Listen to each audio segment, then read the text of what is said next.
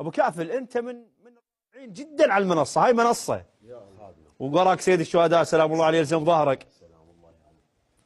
يقول في معركة خيبر خوش. وبعد أن عجزت قوة المسلمين عن فتح خيبر اسمع اسمع اسمع. خرج رسول الله صلى الله عليه وآله وبيده راية المسلمين ووقف أمام الجيش وقال: غدا سأعطين الراية إلى رجل يحب الله ورسوله ويحبه الله ورسوله، وسيكون الفتح على يده.